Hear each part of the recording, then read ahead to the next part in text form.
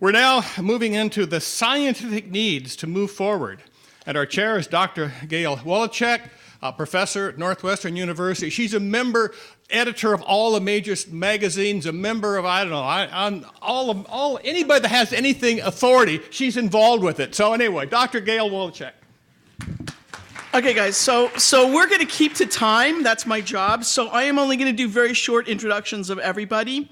So the first speaker on the program is Paul Lockey. He's going to talk, I'm not even going to read his title, but he's really unusual because he's both a lawyer and a scientist. He's from Johns Hopkins School of Public Health. Paul. Thank you, Gail. And thanks, everyone, for coming back, by the way. So I really do want to thank the conference organizers for inviting me to speak today. This is really a great opportunity to really exchange ideas and learn some new things, too. The topic of my talk, as you can see, is incorporating low-dose radiation information into U.S. laws, regulations, and policies, challenges, and opportunities. To be truthful, I want to admit that I'm not going to be able to cover this topic today in the way that it should be covered. First, this is a really vast area.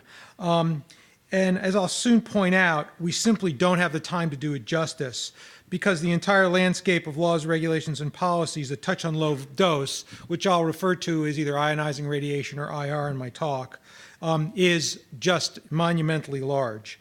Second, I also want to be honest, I'm only an expert in some of these laws, regulations, and policies. I only practiced law for about 20 years, so I didn't touch on all of them. However, I do want to have this conversation because I think it's important to get a sense of the low-dose radiation and the legal landscape that it finds itself in. So I'm going to divide my talk today into 5 parts. First, I'm just going to do a bit about my background and perspective. I think that's important. Second, I want to go through a really rapid tour of of the vast number of laws, regs, and policies, and how they impact and how they are impacted by low-dose ionizing radiation. I'm going to then move on to discuss how ionizing radiation science has traditionally been incorporated into U.S. laws, regulations, and policies. I'm going to do that largely by focusing on the process of risk assessment, which you've heard some about, but that's commonly how most U.S. agencies bring science into law and regs. Fourth, I'm going to discuss changing the risk assessment paradigm in a way that I think better accommodates the incorporation of low-dose ionizing radiation information.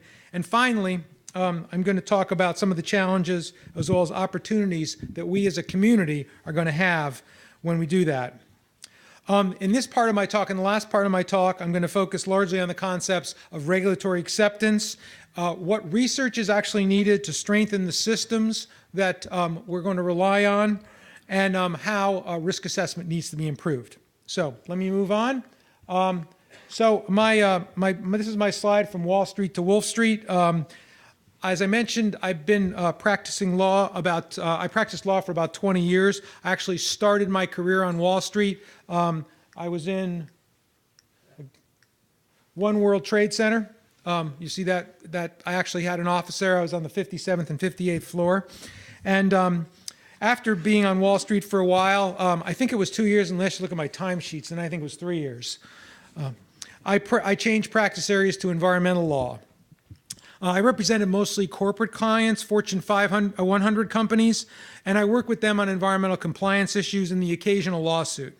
During my law practice, I went back to school and I completed my doctoral degree in environmental health sciences, and shortly thereafter I joined the faculty at Johns Hopkins in the Bloomberg School of Public Health in the Department of Environmental Health and Engineering. That's where I am now in Wolf Street in Baltimore. So during this career, I've worked on a variety of ionizing radiation issues, including indoor radon, uranium mining, high-level and transuranic waste disposal, radiation risk communication, even space radiation, and a little on medical radiation, and of course, low-dose radiation issues. I've also been fortunate to hold some leadership positions at the NCRP, at the National Academy of Sciences, on the Nuclear and Radiation Studies Board. My research and practice are really focused on how radiation science is utilized for decision-making and how laws and policies either cooperate or collide with the science. So I want to spend a few minutes just with some disclosures, and this will help, I think, hopefully understand my perspective. First, I'm involved in several ionizing radiation issues now. I'm a member of the EPRI Low Dose Radiation Advisory Committee. I chair the Advisory Council for the Columbia Center for Radiological Research. I have also served as an expert witness in 2 cases, one in Canada and one in the United States. And I have publicly taken the position that low-dose radiation research is important and should be funded. Finally, I want to make clear that I have no financial conflict of interest to disclose. I'd love to have one, but I don't. And the opinions that I express here today are mine alone, and they are not the opinions of my employer. So with that, let me turn to the second part of my presentation and talk about laws, regs, and policies that are applicable to ionizing radiation. So, as I mentioned earlier, when I began to think more completely about how to study the interface between U.S. federal, and I should point out I'm focusing on U.S. federal laws, regulations, and policies and IR science, I quickly realized that I'd bitten off a lot more than I could chew, at least in 20 minutes.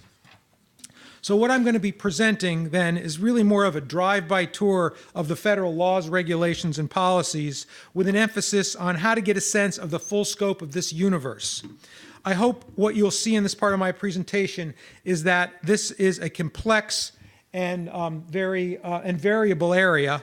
The laws, regulations, and policies are quite extensive, and it's a truly complicated picture. So on this slide, what I've tried to do is parse out the major categories of federal laws and laws, regulations, and policies. And please understand, by the way, these are not mutually exclusive, and I present this slide really as a way for us to start to get our hands around this topic. I'm sure this could be refined and improved, and maybe some of you will be able to help me with that. So far, what I've seen is people aren't shy, so I'm sure you'll be able to help me with this. Also, please remember again that I'm only looking at federal laws and regs. I'm not looking at state laws and regs or international treaties. So here are 7 categories that I think represent this range. First are the laws and regs and policies that cover the nuclear fuel cycle. Second, those that cover medicine and therapeutics. Third, those that cover workers, the occupational environment, both traditional and non-traditional, like, for example, space radiation. Next, laws and regs that speak to naturally occurring ionizing radiation. After that, laws and regulations and policies that address compensation. And then next, laws and regulations that look at terrorism and natural disasters, waste disposal, and finally, those laws and regulations that cover radiation as an environmental contaminant, laws about air, water, and land. So with this taxonomy in mind, I just want to turn to some specific examples, and then I want to look at some lessons we can learn after this brief analysis. So here are some examples from this vast array. I've picked these examples not because they are necessarily representative of the population of laws, regs, and policies, but because I think they provide some interesting insights for our meeting. So first, there are all those laws that apply to the nuclear fuel cycle. Somehow, since this is an A&S meeting, I don't think I need to say a whole bunch about these. I think you are probably well aware of them. But just to state the obvious, these almost all flow out of the Atomic Energy Act and its regulations. Those are the major actors here. I've also listed just 3 sets of regulations under the AEA, some of which have been discussed here directly or indirectly. And I wanted to do that because it shows that under the AEA, the regulations, they use both health-based and technology-based standards. Second, I wanted to talk a little bit about laws and regs and policies that are used for naturally occurring radiation. And actually, there are some laws, but there are very few regulations in this area. All 3 of the examples I have here, in fact, are not regulated by the federal government. There are guidance documents, and those have been issued by EPA in some cases. But just to give you a further example, for one of the radon laws, the law specifically says that EPA cannot regulate. So, of course, if something can't be regulated, even if there is a guidance, it's not legally enforceable. And that's important to remember. Third, there are a whole host of environmental laws that treat ionizing radiation as a contaminant, just as they treat chemical contaminants. And I've just picked the Clean Air Act as an example. It's a good example. It's around 700 pages long. Someone here mentioned that earlier that the AEA was their favorite law because it was short. This is not short. It's divided into 7 titles, and radiation is covered differently under those titles. But I just listed one example here, the 40 CFR Part 61. Those are the NESHAPs for uranium mining.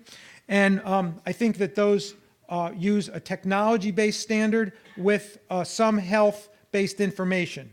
Finally, I just want to point out that there are compensation laws too, of course.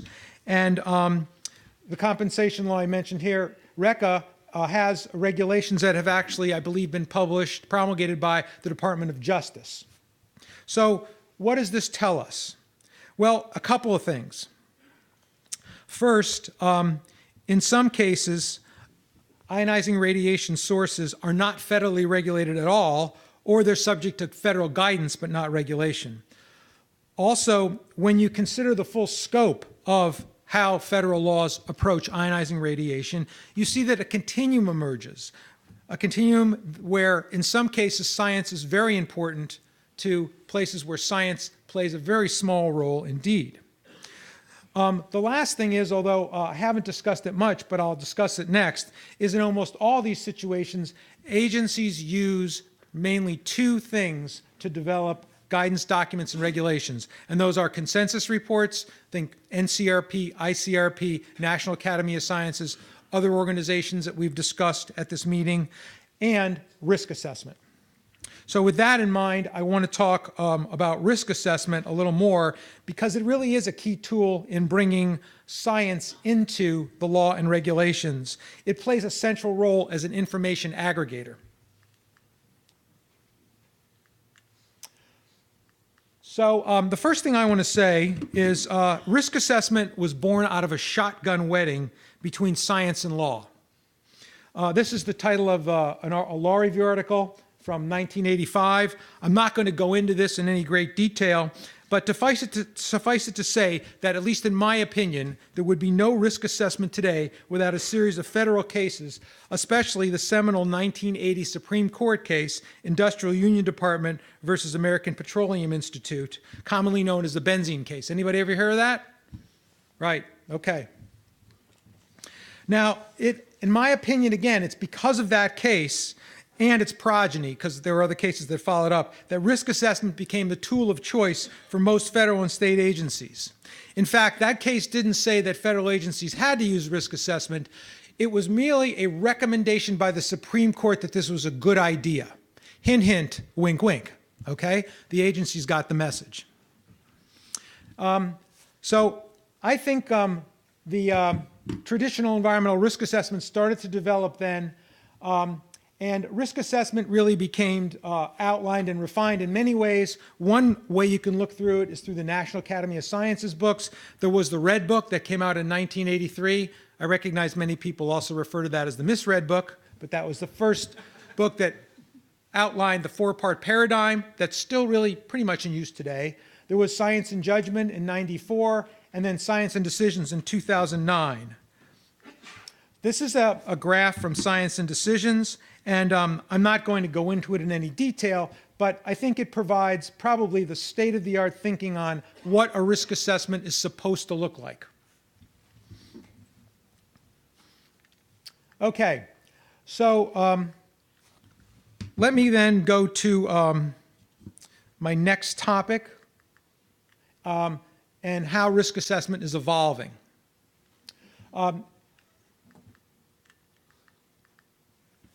Yesterday, you heard about the AOP from several speakers. Dr. Preston introduced it, Dr. McClellan mentioned it, and our distinguished banquet speaker also mentioned it.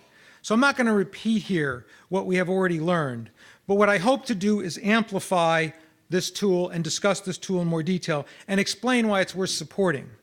In order to do that, I want to go back to one other slide, and that is this slide, which relates more to the theme of the conference. So I think you can see here that one of the key things about risk assessment, one of the key parts of its process is dose response. And dose response, at least in radiation risk assessment, ionizing radiation risk assessment, is underpinned by the LNT. And it's meant to be protective and conservative, prudent. Recent epidemiology in the low dose range, as we heard here on day one, generally supports LNT, but it's not entirely consistent. And recent radiobiology studies do show variability in response, especially at the molecular, cellular, and tissue levels. And these show nonlinearity in certain circumstances. So the scientific picture is interesting, it's changing, and I think that's really why we're all here, is to try to shed some light on that.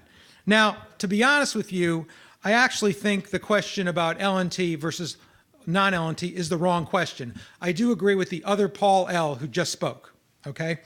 I think that that's the question we shouldn't be dwelling on, but instead we should be discussing about how we're going to integrate all of this really elegant science to move forward as a community. And that's what I want to talk about now, and that's why I think the AOP risk assessment process is so important. So AOP, Adverse Outcome Pathway Risk Assessment, is a way of thinking about biological systems that recognizes their complexity, but also describes some of these things along a key event pathway. Now, as you heard, each event is necessary but not sufficient in and of itself to advance from IR exposure to disease. Now, obviously, this process is, in fact, a series of interrelated events. It's probably not linear, although we're going to model it as linear because we kind of have to start somewhere. And as we learn more about these pathways, we can get more elegant in our description of them. So one of the major advantages of low-dose ionizing radiation is that it gets us much closer to systems biology. And systems biology should be the key integrating philosophy that we have. So this is a paper that I wrote with some other speakers, including a couple of the chairs of this meeting, so it must be right? And in this paper, what we try to do is point out that if you are going to be able to think in things in systems biology, you're going to be able to integrate radiation epidemiology and radiobiology. And that's really important not only for science, but also for underlying laws and policies. 2 minutes? I thought I had 20 minutes. I used to, okay. All right. So this is a concept that was borrowed from toxicology. Time goes much faster in Eastern Washington than it does on the East Coast. I think what I'm going to do is just really kind of skip to my recommendations. So first of all, I do think we need more research on low-dose ionizing radiation. We need more basic discovery research. That's not a new concept. We've talked about that. But we also need more applied research. We have to show that the AOP risk assessment pathway is the right way to go. We have to do case studies of this, and we have to show that it can be useful for decision making. So we have to demonstrate that it's better than traditional risk assessment. If we don't do that, we're not going to be able to move to a new paradigm and a new way of combining and integrating all of the great information we have. Second, I think we really need to think about regulatory acceptance. That hasn't been talked about, but let's face it, you can't just write elegant papers about AOP risk assessment and publish them and then expect agencies to use them. You have to show that it's a process that meets the agency's needs under the laws, that meets their mission, and is going to be something that they find useful for decision making. So we all have to focus on how we're going to get this regulatorily accepted. All right, so let me just conclude really quickly. We have some opportunities here. I think the major opportunity we have is to begin to do a much better job of incorporating low-dose ionizing radiation information into the development of laws, regulations, and policies. I think this means we have to expand and evolve traditional risk assessment to AOP risk assessment. And I started this talk by saying that traditional risk assessment was a shotgun wedding between science and law. Why not try to make AOP risk assessment the love child of radiobiology and radiation epidemiology? And if that doesn't keep you up at night, I don't know what will, okay? Okay, thanks, Paul. I'll allow one question, and the question has to take not more than 4 sentences. No takers? Okay, then let's move on because we are barely made it. Okay, next speaker. We now begin the all-Canadian portion of the talks.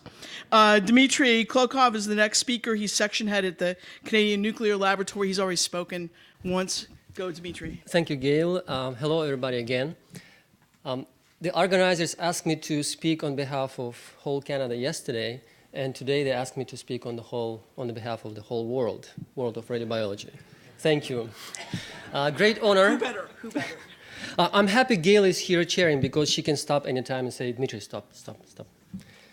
I'll be taking you back to radiobiology.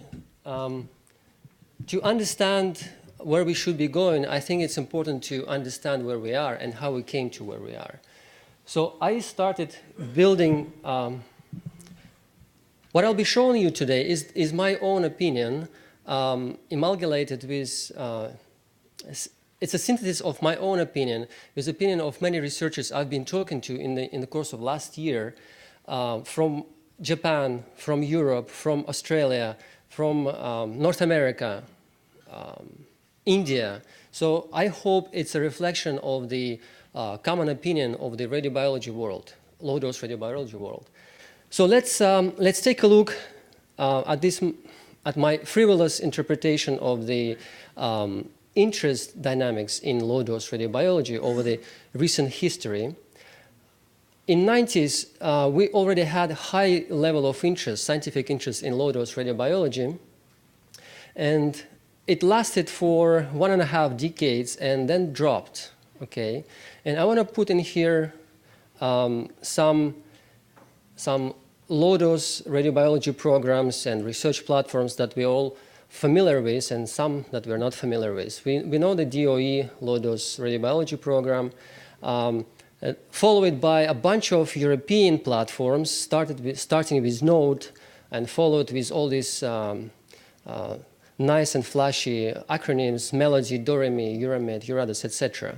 So this is the context of the low-dose radiobiology field.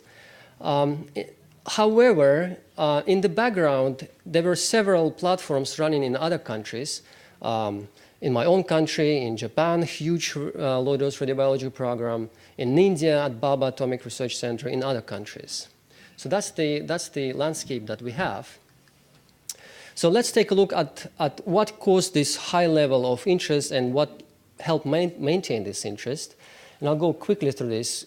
Discovery of adaptive responses, interest in what the driving mechanisms of adaptive responses. Genomic instability was a new kid on the block those days, and obviously bystander effects.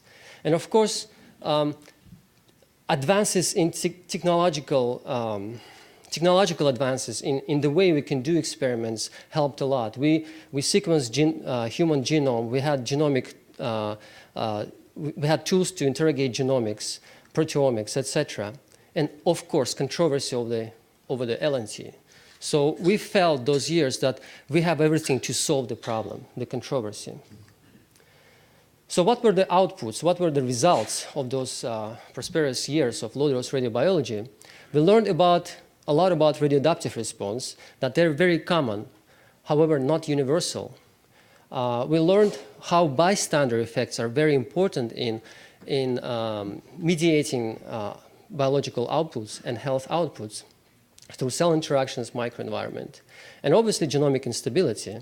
However, genomic instability is the feature most often is a result of high-dose radiation exposures.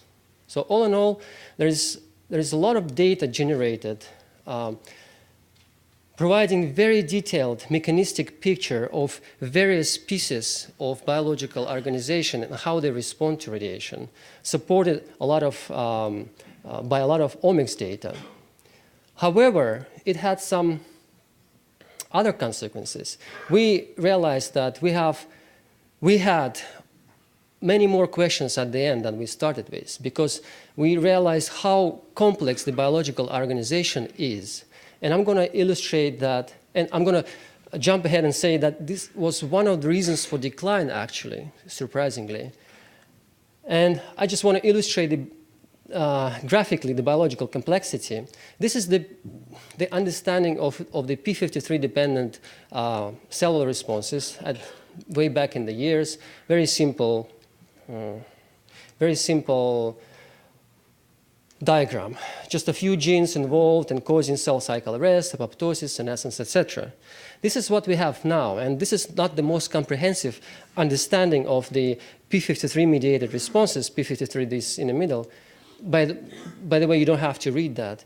And each of these pathways is actually expanding on its own into the similar, if not more complex diagrams, resulting in networks. And somebody yesterday actually showed this network.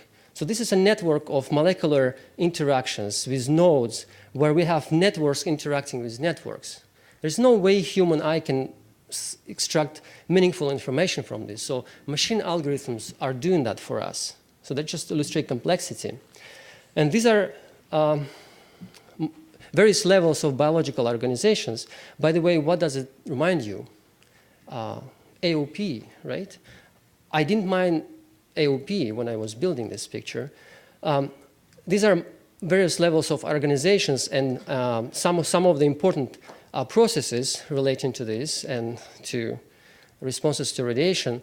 And radiobiological studies in the past, what they've been doing is looking at some isolated areas of this biological organization. In the beginning, response to radiation in terms of tumor metastasis, cell death, my own studies on DNA damage repair and repair. So how do they relate to each other? So various studies looking at various things, et cetera, et cetera, et cetera. Okay.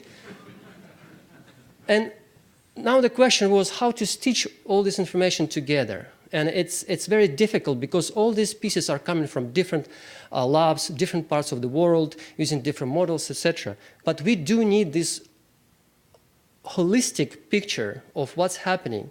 Not only holistic, but mechanistic enough to provide scientifically based, scientifically accurate information for understanding these processes.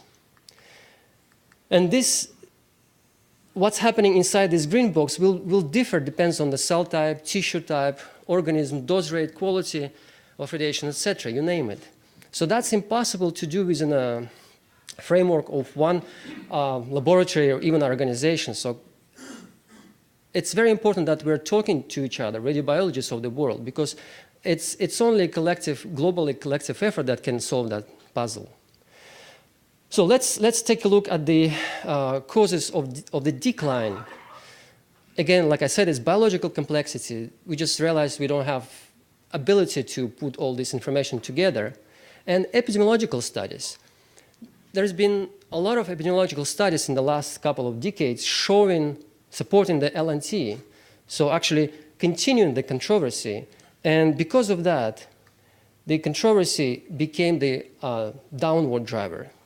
Everybody just got tired. Okay, what's the point in doing all this? You can't resolve the issue. Okay.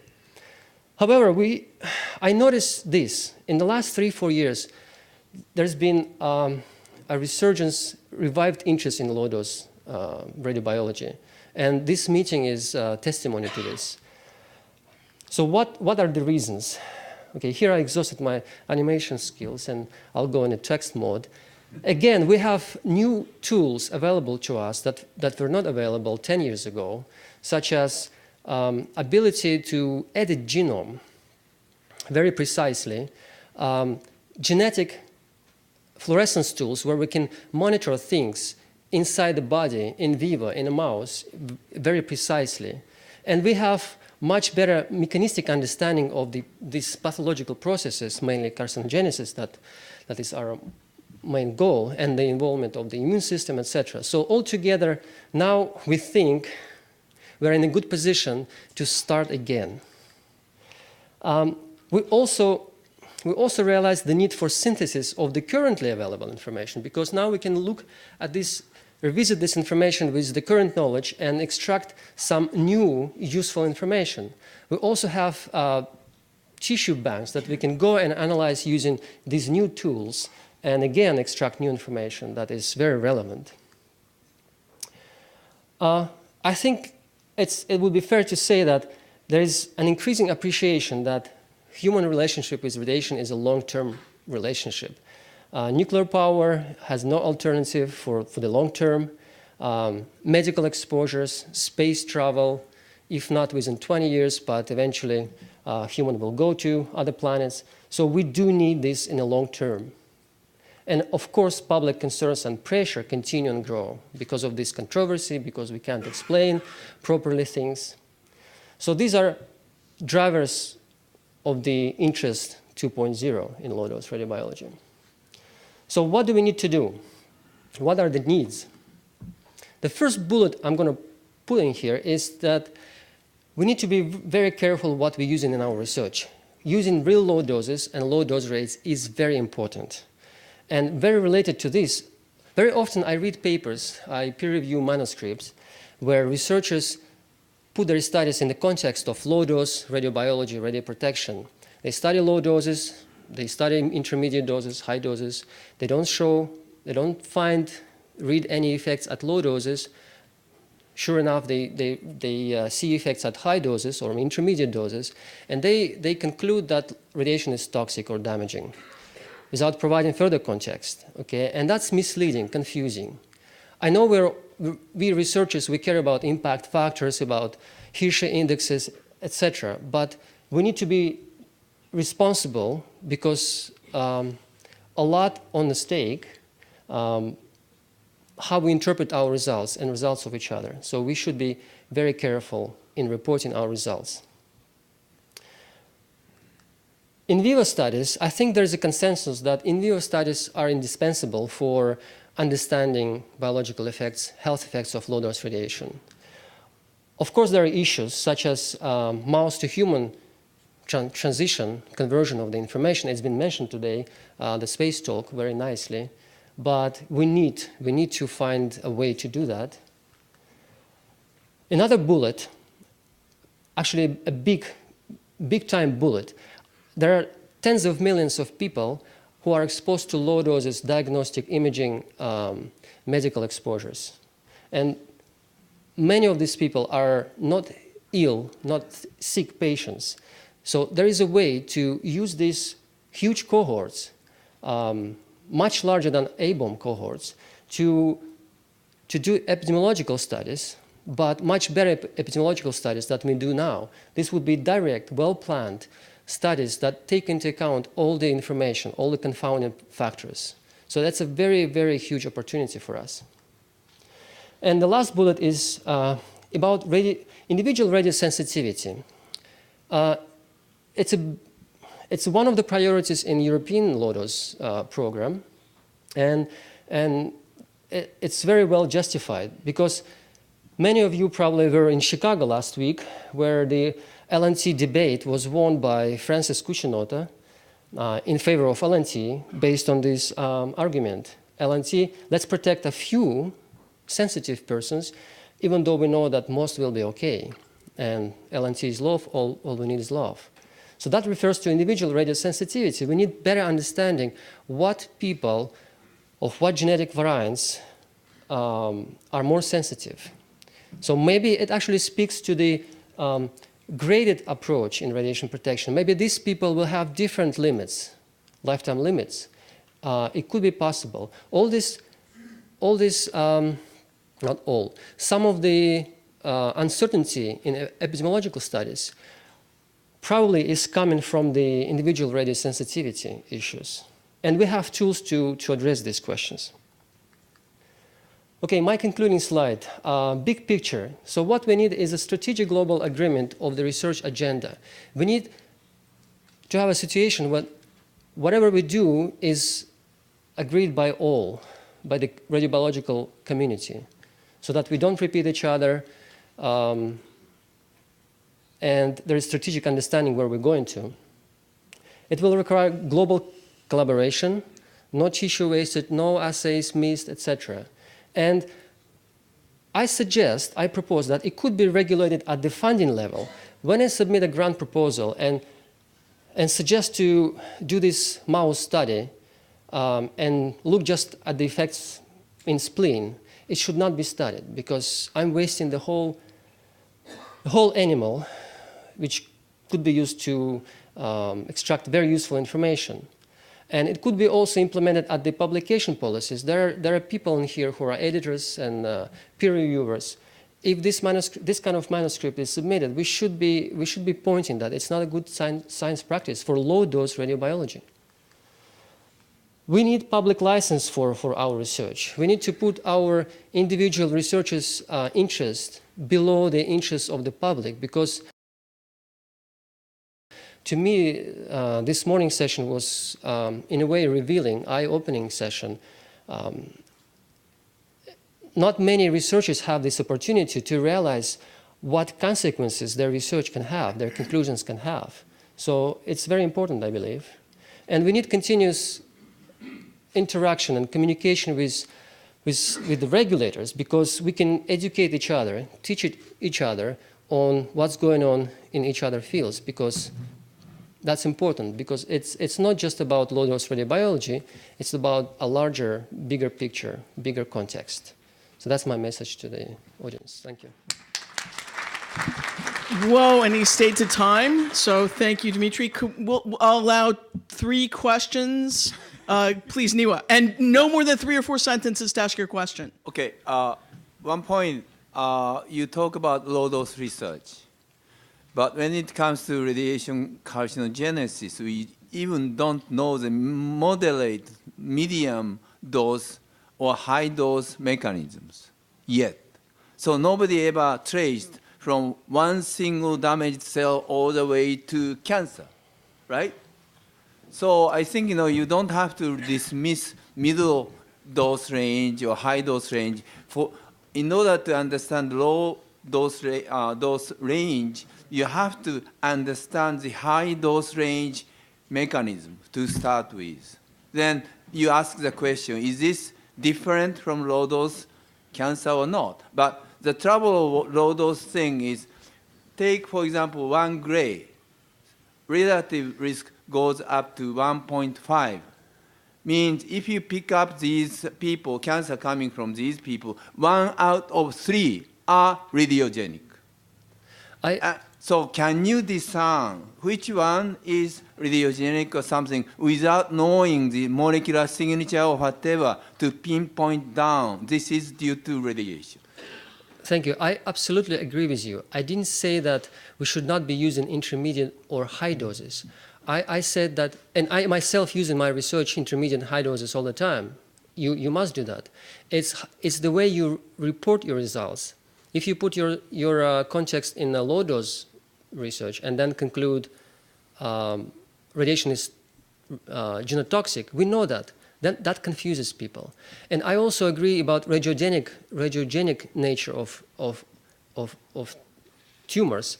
And I can say last week in Chicago, I learned that there's already signatures of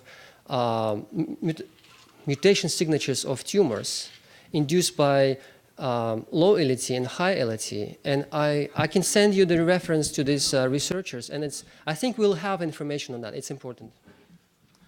Please. Glenn Reeves, I think I'm following up on what you just say again. Sentence 1.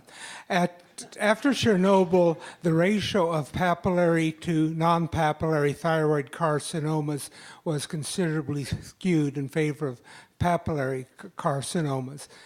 Question, are there biomarkers associated with radiogenic tumors as opposed to those from other factors?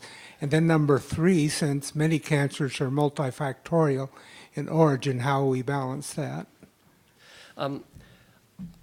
I cannot say that there are radiogenic markers in tumors right now, okay, especially in thyroid cancer, because there are none. The study I referred to dealt with lung cancer, radiation-induced lung cancer, but I think we'll be getting more information on that, because even I'm aware of a lot of cancer research that's looking at the mutational profiles of tumors outside of the radiation context. So we can use that information to guide our radiation, especially low-dose radiation studies, to answer in principle, the same question, but in the radiation context. But right now, I don't think there are signatures of radiation in thyroid cancer. Okay, I'll allow one more question. It's got to be quick. We got 45 seconds. No. During the discussion, please. This will be very brief, Bill Hannum. I believe you have a huge cohort, namely everybody, because we live in a radioactive environment. And if we have some sense as to how the body compensates for the current, then the strategic goal of the research should be to find that level of biologic response which is inadequate to control. That's your strategic goal. Agree or disagree? Probably I agree, but I'm not sure I understood the question. No. Okay, I'm not going there. Okay, we'll hold that for the next discussion. Okay, next speaker will be Nick Priest, going on with our Canadian theme here, and he's from Radiobiology and Health Canada from the Chalk River, or he was anyway. Now he's moved. Yeah, you noticed I've changed my clothes to give me more credo as a Canadian.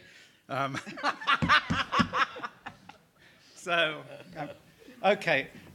Previously, the title there was missing from my presentation in the previous. Previously, the title for my presentation was missing, and I think probably that's because I'm a bone physiologist and a radiobiologist, and as such, what the hell am I talking about communication for? So perhaps giving me the opportunity to talk about something else, but never mind. So if I'm going to talk about communication, why am I doing it? What qualifications I've got for this? And I thought, well, it's quite difficult. I've been married for 44 years. But there again, that's a bit weak because I lived in Canada and my wife lived in England. Okay.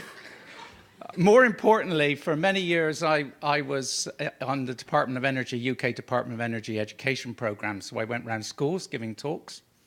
So I think that was good. And then I think one of the things about empathy is that in actual fact, I was trained for quite a while, and subsequently I belonged to an organization called Samaritans in England, which answered phone calls from people who were suicidal. And there you have to get it right because you have the potential for doing a lot of damage when you're communicating with the people. Okay, first slide. This is, many people have referred to Slovik's work. This is early Slovik's work.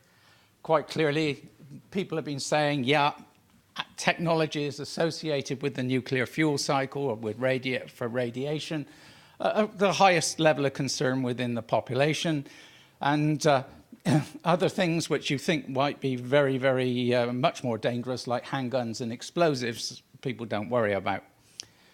And probably the reason for this is because people are prepared to ignore risks when they perceive benefit from a technology. So if they think they're protecting themselves by having a gun under a pillow, then they're prepared to accept the risk, possibly from their spouse, of that gun being in the house. Anyway, but when you're trying to do this, then or people do it, then risk acceptance involves a balance between perceived benefit and perceived hazard. And both in the UK and when I went to Canada, I did some master's projects with this, and I thought I'd give you a few examples of where we came from with that to set the scene. This here is results of a survey which we did. Basically, we gave 6 statements which people are normally used to support nuclear power and radiation technologies, and 6 statements which are used by opponents. And then we asked everybody on a line to score how accurately they thought the statement was or how much they agreed with it on a 1 to 10 basis. So that allowed me as a radiobiologist to do some studies, which it was social science studies, but still making it quantitative. And you can see there we had different groups of people. Sometimes there was thousands of people in the group. And you can see that by and large, people felt that radiation doses received by public in the nuclear plant workers were low and acceptable. It quite surprised me in Canada. The public was a little less supportive than obviously the nuclear power experts and staff in Deep River. But the worrying thing is, look how many people in the staff column actually were worried about their exposures to radiation. Now, one of the benefits which people commonly say is that greenhouse gas emissions are reduced through the use of nuclear power. When we look at the responses of the different groups there, we can see that the nuclear power experts thought this is reasonable. And it's almost sort of taken. However, the public wasn't as convinced, and neither was staff and some of the staff in the nuclear power industry. And we're beginning to see a difference between nuclear power experts and radiation experts which declare themselves in universities and in the medical field. Okay, very often you'll find in these that the views of the radiation protection people, medical experts, are more similar to those of the public than they are to the people which work in the field in the nuclear industry.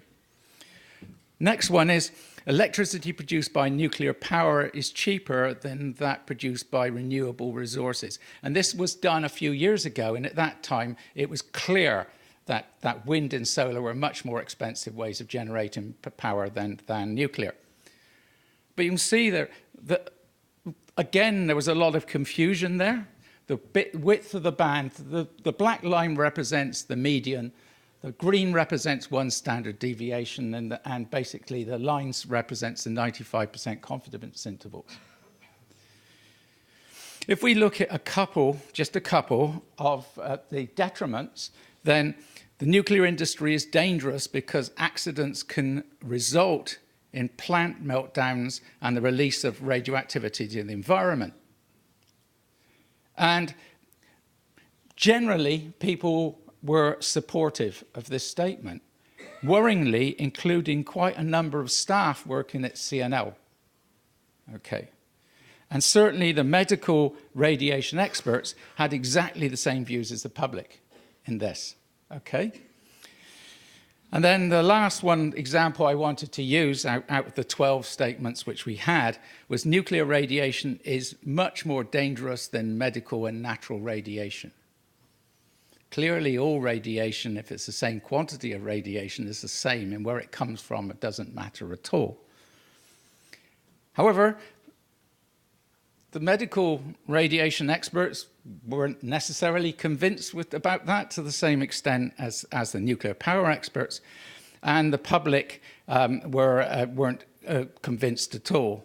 The staff, one thing, they're Deep River people there, they're mostly ex-employees of Atomic Energy of Canada Limited, and they're very, very pro-nuclear and always gave that response.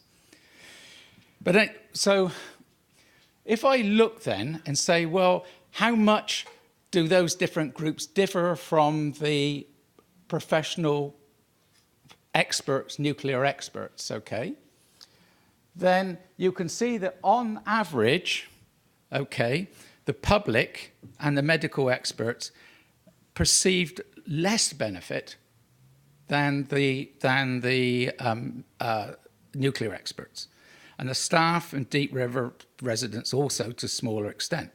At the same time, they perceive more detriment than the nuclear experts. So there's quite clearly something going on here. And so what we did is we plugged this into a model which has been used quite before. As an expert, you look at the actual benefit which you try and calculate, and you look at the actual detriment. But that doesn't necessarily be representative of the perceived benefit which people receive or the perceived detriment they receive. And importance here is the media, because the media will tend to not talk about the benefits so that they might be smaller, and they will actually talk about the detriments if there's an accident or something like this, however small, then they make a big issue of it. Actually, in Canada, the level of difference on the detriments wasn't as great as in the UK. In the UK, there are 10 daily newspapers, all of which are fighting for circulation and are more and are an important source. Everybody reads a newspaper in the UK. And so it seems as though that the media is really important. In contrast, we did the same thing with medical radiation.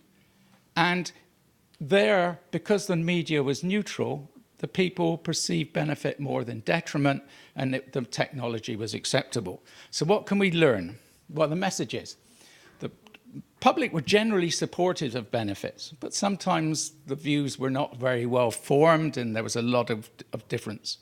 Much less concern of detriments in Canada than they had in the UK, but they tend to have an exaggerated perception of detriments if you believe what the nuclear experts say. Overall balance negative to nuclear, but not for medical, and media attention to detriments is a driver. Now, why did I bring this in for communication?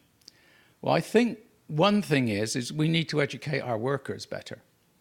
If I'm a member of the public and I'm talking to somebody in a worker in a nuclear plant, and that person says, oh yeah, I agree, the risk from a meltdown is terrible and things like that, then that public person is going to accept that.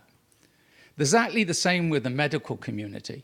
If the medical community is not well versed, hasn't got the information it needs, then again that they can cause that can be difficult for communication, because the medics are accepted by and large by people as providing unbiased and reasonable information.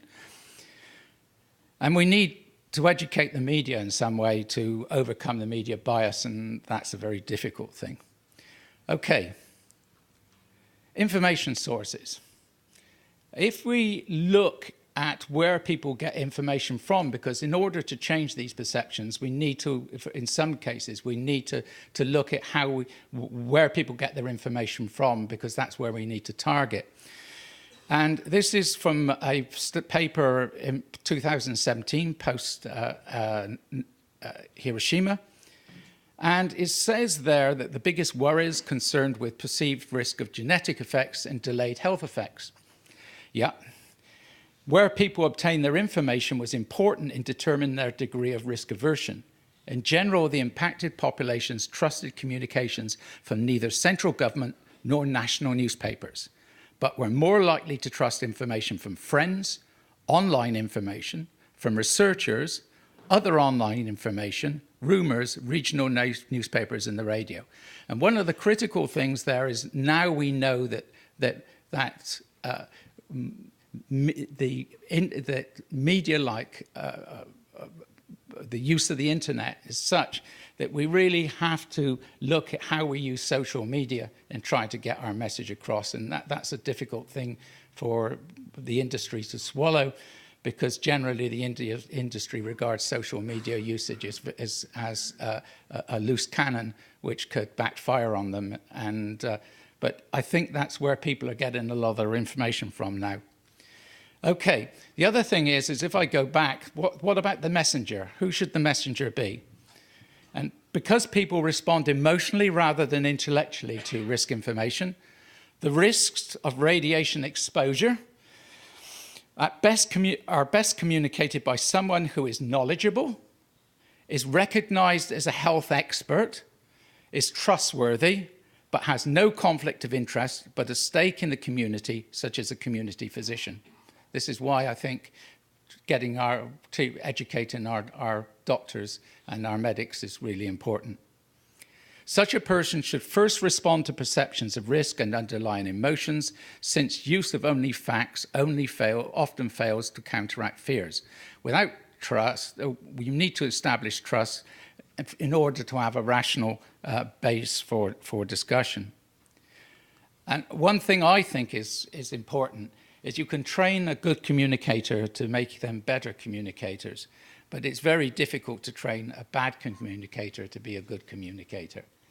And I think that when we use communicators, we shouldn't use just because he's the head of the branch or he's the head of the division or he's the chief executive officer.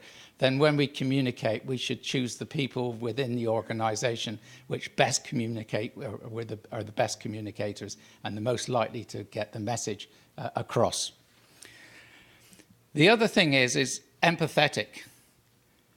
Empathetic is not caring. Caring is part of being empathetic. Empathetic involves non-verbal as well as verbal communications. If I went into a community and farming community in Saskatchewan wearing a pinstripe suit, I'm creating a barrier straight away with that group of people. If I go dressed like this, then I'm more likely to be accepted and they're more likely to listen to me. What you wear is a uniform, and non-verbal signals are important when you're trying. And if you are not passing these on, the people won't feel you're being empathetic. So empathy means a lot more than just caring. When we communicate, it has to be two-way. It's not us telling the people what we think they ought to know. It's not us telling people what we think they want to know. It's telling people what they want to know, which is important. And finally, I think that if we're going to change the underlying basis of where people come from, we have to start young. We have to change the level of sensitivity within the school populations and with the children to the messages which they will inevitably get later in life about the negative effects of radiation. And by and large, schools ignore radiation in their curricula. Okay, so what sort of things can we tell them? We don't need to tell them about LNT or anything like that, but we can sort of get some basic messages across. We can say that radioactive processes in the sun produce heat and light and allow plants and animals to live. Okay? Life depends upon the sun. That's not exactly true, because if the sun shut off tonight, life would still continue because of the deep sea water spouts, where you get sulfur plumes coming up as superheated water from volcanoes. And there, bacteria are there which don't depend upon the sunlight, they don't depend upon oxygen, and they're deriving their energy from sulfur. So these vents, these deep sea ocean vents, could very well be places where life started. Okay? And there, the water there is heated by radioactive decay within the Earth's crust. Another message you could give them: if it wasn't for the natural radionuclides on Earth, Earth would now be looking a lot like Mars. It's a decay heat which keeps the core of Earth molten, which keeps a magnetic field in the Earth, which deflects the cosmic radiation. Okay, well, I'm nearly finished. It deflects the cosmic radiation, which without that, then the solar wind would have stripped our atmosphere away a long time ago. Radiation's needed in medicine to mend and find broken bones and to treat cancer. And even no floating party balloons without gas produced by radioactivity in the ground. Where would the party be without helium? Okay, I think that's the message. Okay, I think we need to go back and if we're going to change attitudes in the long run, we have to start in the schools. This may not be exactly the right message, but we need to talk to people and desensitize them, or not desensitize them, but make them realize that in a very real way, life depends upon radioactivity. It's not something that challenges radioactivity. Thanks. Okay, I'll allow one question. 3 sentences. Oh, even fewer. Oh, good. Go. We've tried to do this with the American Nuclear Society for approximately a generation and a half, and it hasn't done a thing. I suggest that people want answers to their questions. And if they're not going to ask the right question, you have to be prepared to answer the question they ask. Best people to do that are, for example, dentists who have patients who don't want their teeth x-rayed. That's the route to go. That's exactly what I said, I hope. I said that the doctors and the medical profession is really important as a source of communication. You have to wait for the question. And also, I think I said that you have to answer the questions which they want. She had a question, so please ask the question in one sentence. No, that's... You're done? I You're covered done? it. Okay. I think so. Great. Okay. I could have phrased it as a question. Okay, so final speaker on the program is Chris Clement. Chris is the Scientific Secretary of ICRP and another Canadian. Thanks, I feel like I should take my jacket off and follow Nick, but what are you going to do? As the presentation comes up, yeah, good, I don't have to, where's the flicker? Here we go, thanks. So I'm going to try and talk about three basic things. First, just a quick idea.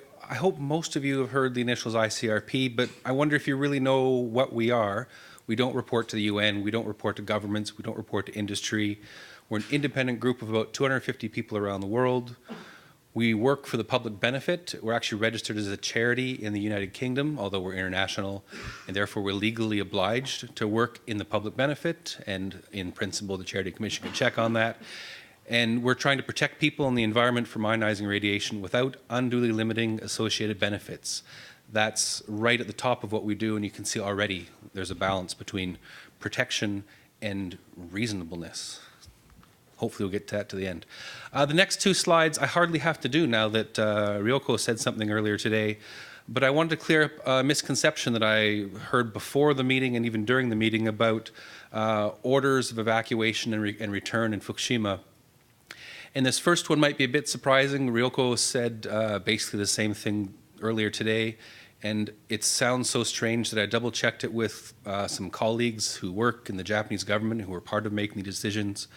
But the initial evacuations on March 11th and 12th, decided by the Japanese government, first the prefecture and then 3 different evacuation orders given by central government, were not based on specific numerical dose criteria.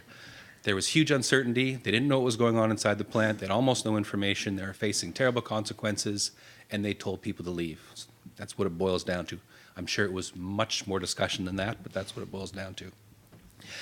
However, about a month later, on April 22nd, after there had been some better characterization of the radiological conditions around the area, evacuation was ordered for an area northwest of this 20-kilometer zone, this time based, at least in part, on avoiding a dose, and the dose in this case was 20 millisieverts during the coming year. So no one was evacuated to avoid 1 millisievert. I've heard that many times, a few times here, but many times before, it didn't happen. In terms of lifting evacuation orders, Ryoko showed exactly the same figure I have, in fact. She mentioned already that there were 3 criteria for return. 2 of them had to do with being able to live there in a reasonable way, infrastructure and so on. And there was one dose criteria. There is one dose criteria, and that's avoiding doses more than 20 millisieverts per year. As she explained, calculated quite conservatively, so really people don't get anywhere near 20 millisieverts when they return. But again, people were not held back from returning to their former places of employment and living based on 1 millisievert per year. It's been 20. Right, now on to sort of the meat of my presentation. I'm going to start with a bit of information on the Fukushima dialogue. Jacques already talked about this morning, so I can go quickly through a few of the slides. And then from there, I'll shift to LNT and talk a bit about that and what ICRP means by LNT. So the Fukushima dialogue, Jacques' given a good introduction, but I want to hit a couple of slightly different points. Why? Why did we do this? What was the benefit? What is the benefit? It continues today. The benefit's different depending on who you are. For communities and residents, it was to promote radiological protection culture, and we could have a 2-3 day meeting on just that topic, but the sense is so people can understand a little bit about their situation and feel empowered to take reasonable actions based on it, on what they understand. For authorities, and this was kind of in the background of the dialogue effort, We had a lot of time to work with authorities in Japan, experts, authorities, whatever you want to call them, to give advice on the system of protection. We did not advise the Japanese government on what to do. That's not our role. But we are happy to advise anyone on what we meant to say in our publications that some people have trouble reading, even me sometimes. We're generally pretty good, and we're getting better. And for ICRP, I mean, this is crucial. Why did we get involved? Well, we want to help, of course, but we also want to improve our recommendations for the future, because I hope this never happens again, but we have to be ready for it when it does. And learning directly from those people involved, directly, not just through reading papers or having a phone conversation, but you see very directly, has helped us a lot in developing new recommendations on post-accident recovery, which should come out for consultation early next year, so you can all comment on it. I'm sure you'll have lots to say. It's happened in 3 stages. The first dialogue meeting was in 2011, November 2011. We had a set of 12 dialogue meetings that ICRP basically ran. Of course, we involved many local people. Otsura Niwa was heavily involved. Ryoko Ando was heavily involved after the first dialogue meeting. Jacques and I have been heavily involved from abroad, and others who are in this room.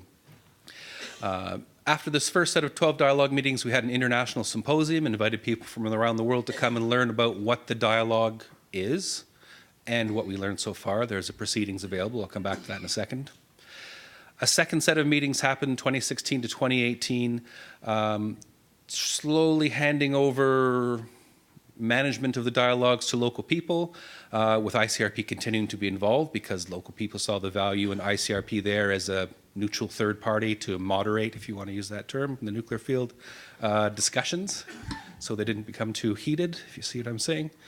But I think we act as a kind of catalyst to help discussions, and also relatively well-trusted sources of some information. And the dialogue work continues with the next dialogue meeting planned for December of this year. This is a seating plan, which you think, seating plan, who cares? Look at this seating plan. I am the talking head talking to you. That's all very nice for me, I suppose, and nicer for a few minutes for you, but it's really not great for having a real dialogue. Great for conveying information, great for having a quick exchange of questions. If I don't go over time, we'll see. But we chose this seating plan based on Jacques' experience in Belarus, and with the idea that it really helps with people to talk to each other. We had invited local stakeholder participants who were the key people in the dialogue, usually 10 or 20 people who were the key speakers or dialogue participants. But lots of other people were involved as well as observers or audience, both local and international, open to the media. We use common language. I'd never use the words diagnostic reference level or derived consideration reference level or any of those things. There were some presentations. In my view, they were to give a little information and to warm up the group a bit. But for me, the core has always been presentations, the structured dialogue, where the 10 or 20 people, we go around the loop, they say their piece, 3 minutes, without interruption. Everyone has an equal time, an equal voice in that group, and then they go around again, reacting to what they've heard. It's a very powerful technique. It doesn't work with 200 people. But we did it with more than 100 people on some occasions, most of them listening and some reacting towards the end. But with this structured dialogue, it really gives people a voice. Even those people who don't shout get a voice, which is nice. As I said, there have been 19 dialogues so far. If you add up the numbers, I picked pictures just from the 7th dialogue to give you a sense. You can see the way the room is set up in the top left corner, where everyone is facing everyone. And your neighbor you can talk to in the side, but you're basically facing everyone. It's not like this.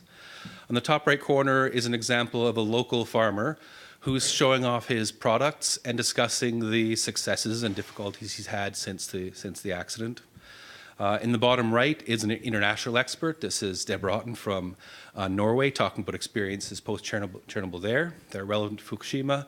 And the bottom left, by the way, coincidentally, is Ryoko speaking to the group as well. So it gives you some sense of what these dialogue meetings are like. You can't really get it unless you're there, but I hope this helps a little bit. If you want to get it a little bit, so you can get these proceedings off the ICRP website. They're free to download. They were about half originally written in English, half originally written in Japanese. You can download either the Japanese or English versions. This one's all English, whatever you're most comfortable with. And it's really great because it's not a regular proceedings of scientific papers. There's a bit of that. About half of the papers are from local people telling their stories of their experience in Fukushima. So quite powerful. Ryoko had to skip by this one really quickly, and I won't say much about it except to say it's another way of, this is a web documentary produced by a French company, French company basically, that tells the story of recovery over the first few years in Fukushima, uses the dialogue as a thread, but the story is really about the people in Fukushima and their recovery. I highly recommend this. It's available, I'm sorry, only in French, Japanese, and English. There's no American, but you can probably struggle through on one of the others. This is maybe the most important slide in the Fukushima dialogue, but I'm going to skip almost everything. I'd love to talk about the first few bullet points, but that's a whole nother meeting. What I want to say is that no one in any of these meetings ever asked about or talked about LNT. Do you know who knows about LNT? People in this room. If you ask the staff at the hotel, they probably have no clue. If you ask the person on the street, maybe in this town, they have, I doubt it though. No one knows what LNT is. This is not what's influencing the public, at least not directly. No one even asked, oh, can you calculate my risk? What's my risk? What's my chance of getting cancer? Can you give me a percentage? No one asked that. These are not the questions that real people ask. These are the questions that academics ask. They're important for regulators who have a duty to protect. They're important for ICRP, so we make sure we get things right. But regular people have practical questions. And as was said before and many times this week, you have to answer the questions people ask. So if they don't ask, what is my 10 to the minus 6 risk of whatever, don't try and answer that question. If they ask, can my kids go play outside for more than 10 minutes a day? You can have a discussion about that. That's what they ask. So I'm going to switch gears slightly to more ICRP, normal ICRP stuff. I think it was already mentioned once that what ICRP tries to do is promote an appropriate level of protection for people in the environment against radiation exposure without limiting desirable human actions. So there's this balance. That's all of RP. All of RP, all the system RP hangs on this primary aim. We have two objectives below that, one for human health, one for the environment. We're sticking to human health today. Human health is one sentence, managing control exposures to ionizing radiation so deterministic effects are prevented and the risk of stochastic effects are reduced to the extent reasonably achievable.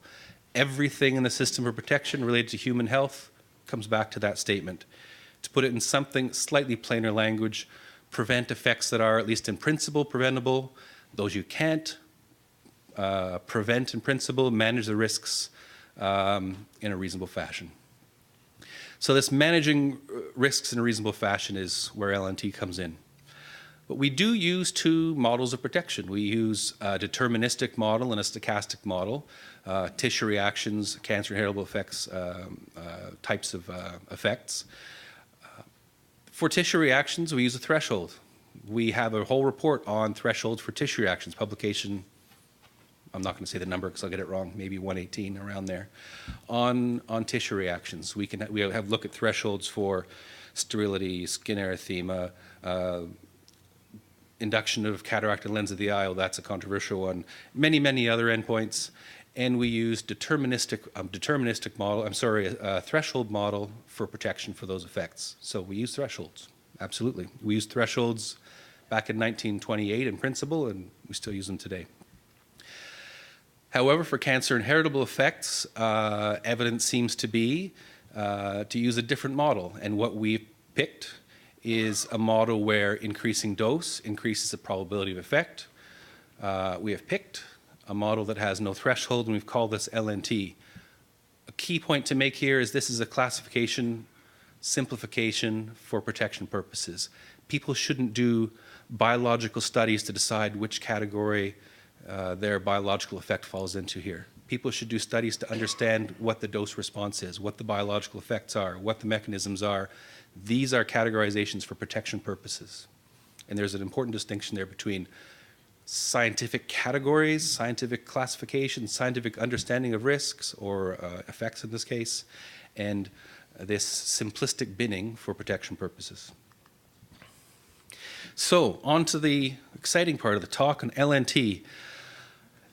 I don't know of anyone who says, put their hands up in the air and says, LNT is the absolute truth. This is the biology. People respond only in a linear way from 0 dose all the way up. ICRP does not say this. We say the opposite of this. I wish I'd taken it out. I had another slide, but I took it out to save time. But instead of saving time, I'll tell you about it. We have a few sentences in publication 60, which is where we last talked about this in detail, that says, in effect, we probably will never know what the effects are exactly at these very low doses because it's too hard to figure out. Maybe that's a little pessimistic, but it's probably not far from the truth. So ICRP, no one, as far as I know, says LNT is the biological truth. It shouldn't be used as an assumption in scientific studies or low dose hit response because you're using a model we use for protection as a scientific statement. It's not. It's not. We use it for what we call a prudent basis for radiological protection at low doses and low dose rates, and this is another simplification for protection purposes. The system of protection is full of simplifications for protection purposes. Otherwise, protection would be so complex that it would be unusable. No one would use it. You throw our publications in the garbage. Maybe you do anyway, some of you guys. And protection wouldn't benefit. People wouldn't benefit. The environment wouldn't benefit. So we have to make simplifications for protection to work. Regardless of whether LNT is the God's honest truth or not, high doses of radiation increase the risk of cancer. Everyone knows this. As doses go down, risks go down. At very low doses, the risk, if any, is very small. You could argue there might even be a negative risk. And when there's 0 additional dose, there's 0 additional risk. That's logic. I won't get into the background arguments. So regardless of whether you believe in LNT or want some other model, these principles or these characteristics apply. What do we mean when we say it's a prudent basis for radiological protection? Again, this could be a 1-hour discussion. But I picked out just 2 things, maybe the 2 most important things. One, it makes summation of doses possible. You can add doses together, a dose you got yesterday, a dose you get tomorrow, an internal dose, an external dose, whatever. Add them together and come up with one quantity that you can use for protection purposes. Maybe you think it's great, maybe you think it isn't, but it's simple. More important in my view is it drives optimization of protection because high doses risks are higher, lower risks are higher. I think everyone can agree that whatever action you may or may not take should be commensurate with the dose. And therefore, at low doses, you probably shouldn't do very much. At high doses, you probably should do more. We have a bit of advice on this in our publication 104, which was also mentioned. This is a risk of coming on the last day. Also mentioned earlier in the meeting that looks at where the scope of radiological protection control measures might end at the low end of doses. I won't get into details, but we have some guidance on that. Where's the problem? In my view, the problem is more an overabundance of conservatism and a misinterpretation of optimization of protection. First of all, ALARA principle. We don't have an ALARA principle. ICRP doesn't have one. We have an optimization principle, and it uses ALARA-like language to describe it. But there's a difference. As low is where it starts, as low. So right at the beginning, even if you never get to reasonable or social economic, you're starting with low. Optimization is a principle where you're trying to find the best protection, looking at all factors. It's much harder than ALARA, but much better, more powerful than ALARA. I said all that more or less. So my last slide, way forward. I can't disagree with encouraging and supporting low dose and low dose research. I don't need to say that anymore. Nick did a good job of that. We could improve messaging about risks at very low doses, and this messaging word I don't like at all, but we should talk about low dose risks in a different way than we talk now. This debate doesn't help people feel any more comfortable. We have to have it. We should have it. Saying that a single photon can give you cancer is not useful, so we need to talk about it better. Most important, I think, is we need to promote reasonableness and optimization of protection, avoiding over-conservatism in standards and I include ICRP recommendations in that, even though we're not quite standards. In regulations, and also in practice. I think practice is where you get the best bang for the buck, and this includes regulatory practice, because regulation is more than just rules, it's also people who enforce them. Thank you very much. Okay, I'll allow one question, 3 sentences or less. First sentence, LNT is accurate when you're describing damage. It's incomplete because it doesn't describe the biological response to the damage. Therefore, it cannot be right.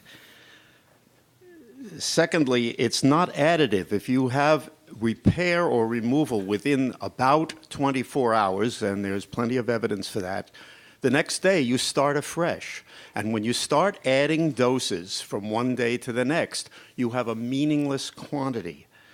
And when we talk about 1 rem per year or something like that, that's nonsensical.